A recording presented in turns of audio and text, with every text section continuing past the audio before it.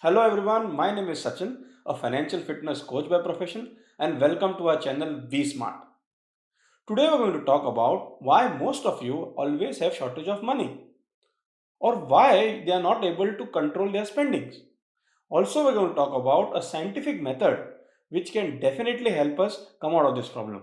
So let me start by asking you, in last 1 month or so, did you spend on something that was not urgent or something that was extra or something that you will not use regularly?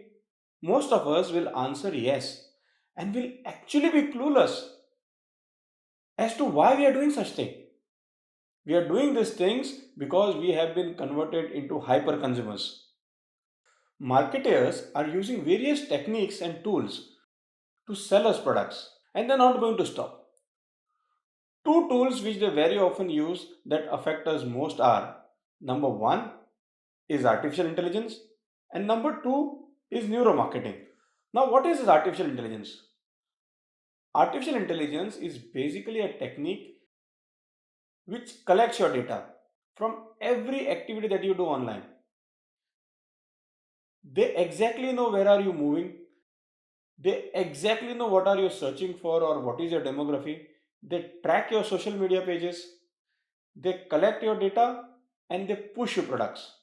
For example, if you have searched for shoes online, for the next 4 or 5 days, you're only going to see ads of shoes popping up. They're trying to focus your attention towards those ads so that you can spontaneously make a decision of buying. This is artificial intelligence. Now, what is this neuromarketing?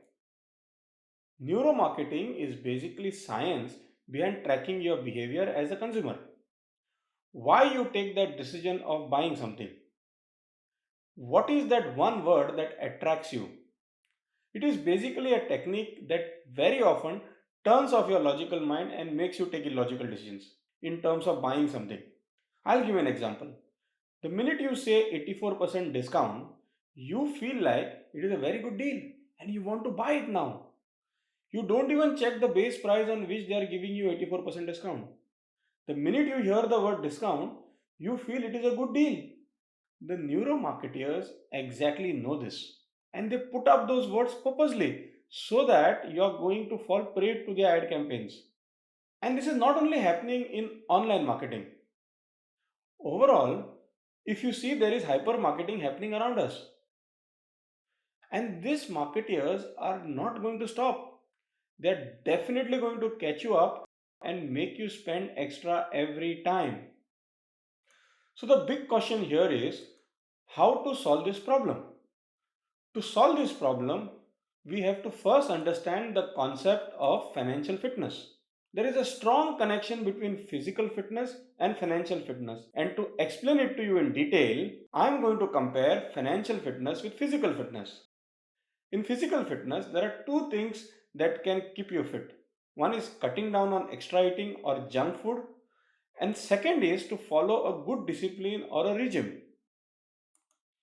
Similarly, in financial fitness also, you need to cut down on extra spending and you need to follow a discipline which will keep you on right financial fitness track. The regime can be achieved by fixing up a budget. Now, what is a budget? A budget is basically a guide which helps you to spend smartly and save smartly. Now, how do we start? First, 65% of your total income for a month has to be kept aside for your total monthly expenditure. Remember that your total expenditure should be divided into three things. One is your EMI, second is your need, which are your basic household expenses or necessities, and the third things are your wants. These three things should fit in overall 65% of your income. The balance 35% of your income has to be for your investments or savings or to create a stable financial future for you, your kids, and for all your loved ones. So, 65% which I just told you has to be your overall expenses. In that, 25% of your money has to be for your EMI. 30% has to be kept aside for your own needs. Let me list down some of these needs to give you clarity. Your household expenses like grocery, transportation, fees, clothing, minimum shopping that is required per month, all these are your needs. It also includes electricity bill, telephone bill, etc. etc. So 30% of your monthly income has to go towards your needs.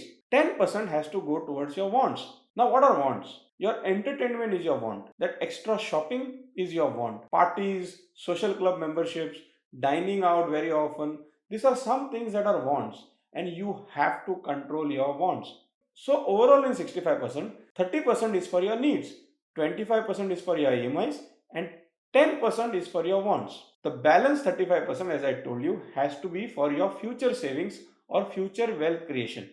Now this 35% should also include long-term goals like your retirement planning. You need to also have a life insurance plan for financial safety of your family. You should also opt for long-term retirement schemes which are available in the market. You also have to ensure that 15% out of this 35% has to be dedicatedly invested per month into regular schemes. This is a regular habit that you need to build and that is very important for your success. For example, you need to opt for a recurring deposit scheme of a bank or start a mutual fund SIP, but ensure that 15% of your income has to be regularly invested. This is a habit that you need to build and this is very very important. So 35% has to be invested and saved for future and 65% has to be for your regular monthly expenses. If you just compare physical fitness and financial fitness, it is often your eating habit, eating that extra food, eating that extra junk is what lands you up in bad shape. Similarly, in financial fitness, it is your wants that often land you up into bad financial shape. Let me give you an example to understand the psychology behind wants so that you can understand how to control your wants. You need a car, that's a need. But the minute you end up buying a car which you can't afford, simply because there is a social pressure, you'll end up taking up more EMI. You'll end up spending more on maintenance. You'll end up spending more on fuel. This is your want. You want to watch a movie. Please go and watch a movie.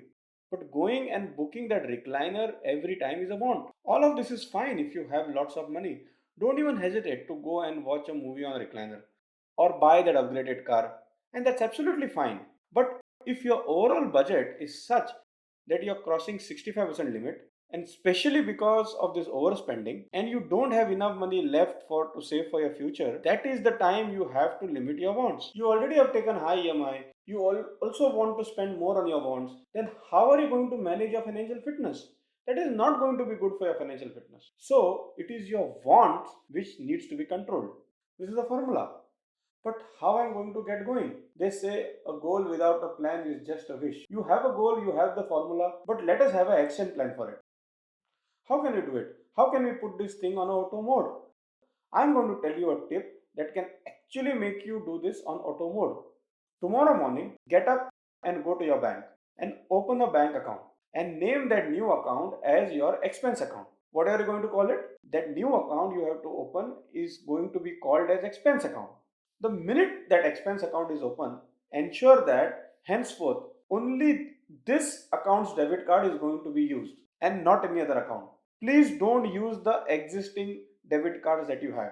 On the first day of every month, you have to ensure that you transfer 65% of your gross income per month to that account.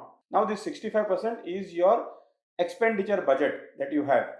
You can do an ECS. It is very easy. It just takes few minutes and internet banking account. I'm sure you can easily do it. The minute you set up an ECS, 65% of your money will go into that account regularly every month. What you need to also do is link this account with all your UPI accounts like GPay, Paytm, PhonePe, etc. etc. Every spending that you're going to do from now onwards, once this account is open, has to be from this account only. No compromise. You also have to ensure that EMIs also go from this account. It will take little rescheduling, but believe me, it is worth it. This little work can be really useful for you. Once you are able to manage all the expenses only from this account, in 3 months you are going to realize that you are saving money in that account. Otherwise, which you are not saving but spending. In 3 months, you are going to actually have a turnaround. You are going to become financially fit. And if you get into that habit in long run, then no one can actually touch your financial fitness. Believe me, starting with controlling your wants, setting up a budget, not overdoing your spending, understanding what are your needs, what are your wants, saving 35% for your future needs. All of these simple habits are going to ensure that you stay financially fit forever. Financial fitness, my friend, is very important. And to live a good life, financial fitness is a must. I'm sure you like this video. I'm sure you're going to share this with your friends. If you have some comments, please share your comments. Those are very valuable feedback for us. Also, if you have any questions regarding financial fitness or financial well being, please list it down in the comments below. We will definitely answer those questions for you. So, till we meet again, be smart and be financially fit. Thank you.